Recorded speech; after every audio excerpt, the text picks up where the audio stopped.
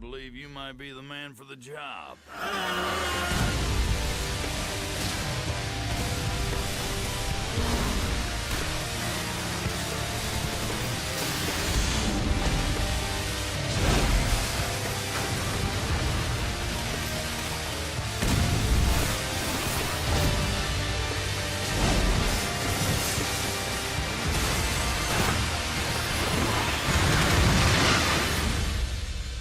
Couldn't be any easier. What do you say?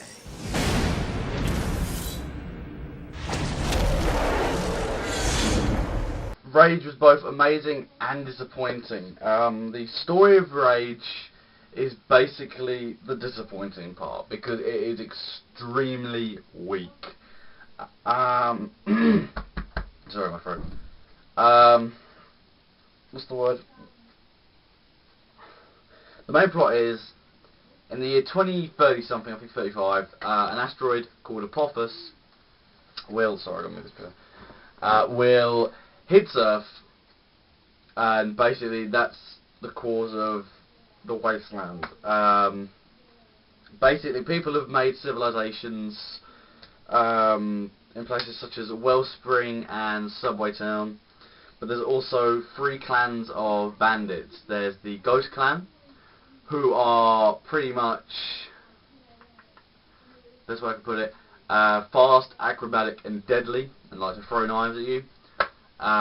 There's also the Shrouded Clan, who are bomb experts. They will plant bombs on top of RC cars and detonate them, a bit like Call of Duty Black Ops.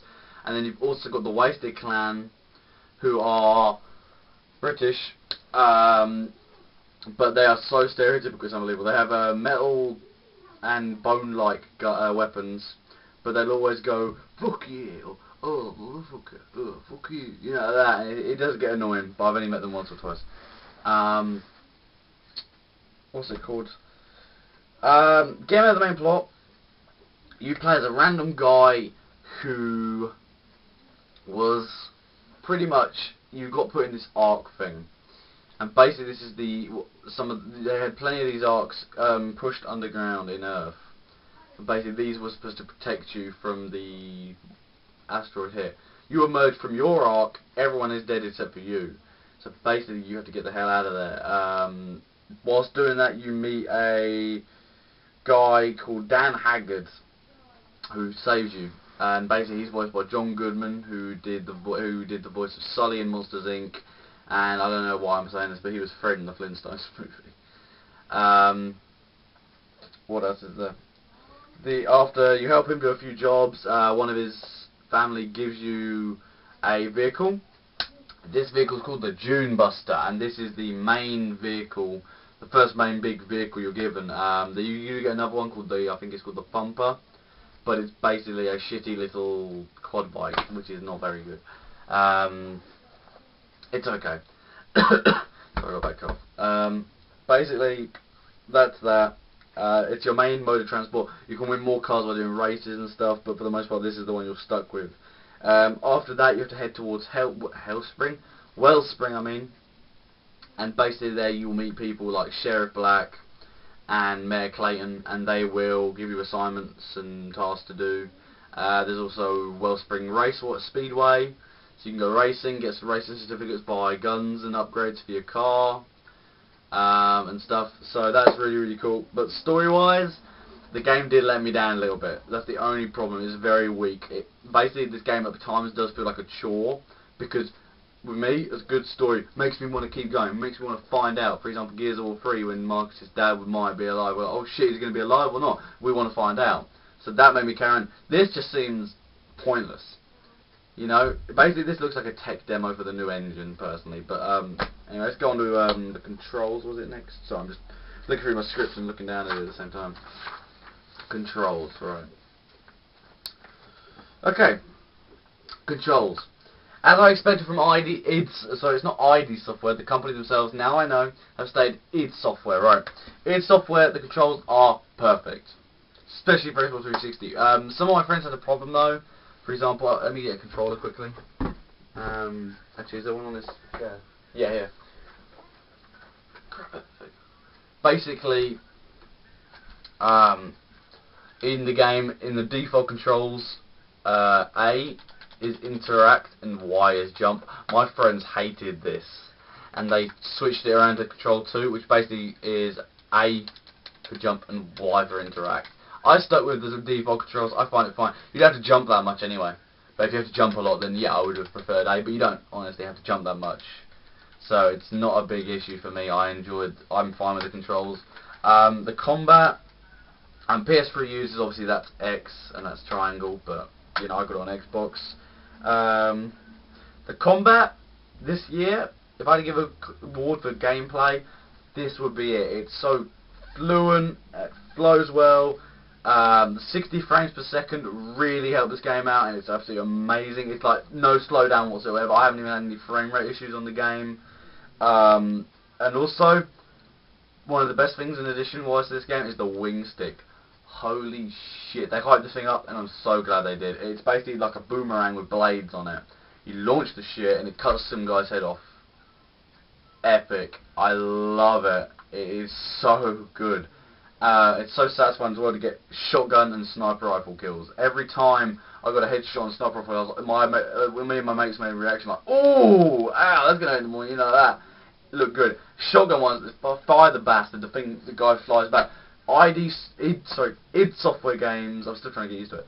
id Software games are known for the shotgun. The shotgun is perfect, and the Anarchy edition, which I got, comes with a double barrel shotgun, which isn't too bad, but it does run out of ammo really quickly. It's just so satisfying to see bandits' heads explode and then to see the pool of blood. It's just so good. One more thing about the controls before I carry on the gameplay. For id Software, damn I said it again. For id Software's first game where they included driving aspects into the game, well done. Honestly, well done. Perfect. The controls were no shit. So good. At times, I felt like I was playing Forza or Gran Turismo. The controls were that good. They were as good as a major racing simulator, which is really, really good. It is absolutely perfect. Really good. That's all I can say. Gameplay-wise, right. Gameplay Rage is not that revolutionary because it's basically the same first-person shooter we've seen before, but it definitely is the best game for its gameplay this year so far. The wing sticks, like I said earlier, great addition, really satisfying. RC cars that have been taken up from Black Ops, they seem a little bit better. They're a welcome extra. Best way to describe the gameplay is it's a typical FPS with a bit of a difference, a bit like Brink. Brink was with its parkour elements. So it's like doing something similar to that. I'm not saying this is different. I'm not saying this is as good as Brink. This is much better than Brink. But like Brink added parkour elements and first-person shooter together. This adds fluent gameplay and different tactics to the first-person shooter genre. So it really does a great deal. Right, onto the graphics. Alright, no shit. This is my reaction when I first played the game. Right. As soon as you emerge from your arc, your character goes like that, you're like, oh, what's this like? And then the light goes and you just see the environment for the first time. My reaction was, holy shit. In a good way. Wow, I was speechless for like a minute. I just looked like for a minute like, holy shit, look at this. And that is ID Take 5 for you. These graphics, absolutely breathtaking. They're amazing. Some critics are calling it the best looking game on consoles. Now, where have I heard that before? Oh yeah, March, Crysis 2. So, personally, just in the screenshots of this game when it was in production, it did look like shit, I'm going to be honest. The characters were all blocky and shit, and I was like, oh god. But, now, I've heard that this year, Crysis 2, even on PC, Rage may well beat Crysis 2 in graphical. I saw some video on YouTube. Some guy had maxed out his PC. It was actually quite good. And he played Rage and stuff on it. And the game looked amazing. You know, it just shows that this and Crysis 2 are the big graphical champions this year. These two are going at it. Portal 2 does look good. But to be honest, it doesn't look a huge development from Portal 1. It's a bit, but not much. So for that, yeah. But definitely, Crysis 2, Crysis fans, if you think your graphics are superior, you got competition, mate. You got competition. I think I know you know who I'm talking to if you're seeing this. But anyway, that's the graphics, I believe. Let me just check. Yes. So that's the graphics. Right, now we come to another part of the disappointing game, multiplayer. Right.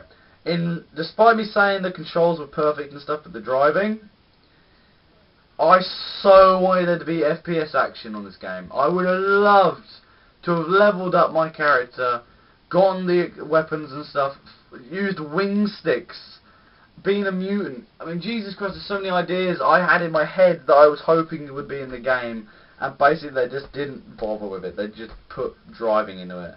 The multiplayer is extremely, it's basically nothing but vehicle combat. The only other, it is true there is FPS online action, but it's in co-op missions on some locations from the campaign. So it's in pairs of 2. And you're not even killing each other. So it's basically not the same thing. This game, for a game that honestly, though, however, connection-wise, this game is really good. It runs on host connection, a bit like Gears of War 1 and 2 were. But it really is good. The hosts are chosen well. I haven't had any lag in the game so far. But John Carmack himself, who is the co-founder of id Software, he was a main programmer and made 3D games pretty much, has stated that all future games will have dedicated servers for the multiplayer. This is a definite thumbs up for me, because Gears of War 3, definitely the best multiplayer out of the 3, and that's because it had dedicated servers. Alright, the Swamp's a bit bullshit, but it's fair, because, at least in the other one, I could have shot some guy in the head, but because of lag, he would have gone, ow. And then I would have shotgun from a mile away and got headshotted. That's really fair. You know, so, fuck it, I ain't going to get into Gears of War anymore. But the multiplayer was okay, but I've only played about, you could level up, you get more cars, you get more weapons and stuff. I'm about level 4 or 5. To be honest, I will play it if friends play it with me. Some friends might be getting it this Christmas, but to be honest, apart from that, I'm not really bothered about the multiplayer. So my final verdict, to be honest, this is my conclusion. The game has amazing visuals and near perfect gameplay, but falls short in the story and multiplayer departments, alright? My final score for Rage is an 8 out of 10. Okay, I do love this game, but with a lack of good story to keep you going, or find out what's going to happen next, it just feels like a chore to play at times. I still recommend this game for the gameplay and graphics alone, but because they hold the game together. But to be honest, you know, you've got to be able to have a good story, in my opinion, as well. Another quick thing before I go is that before the game came out, I was checking the price on GameStation.co.uk. .co.uk, and I was browsing through, and I was checking through some articles on the game and stuff, and I found a specific one that drew my attention. Honestly, I couldn't believe what I was reading, right? The article read, John Carmack announced that id Software are currently working on Doom 4, and have been working on it since about 2008, and it will be released on PC, Xbox 360, and PS3. Once I read this, I literally shit myself. As I read this, I can't wait for Doom 4. Holy shit.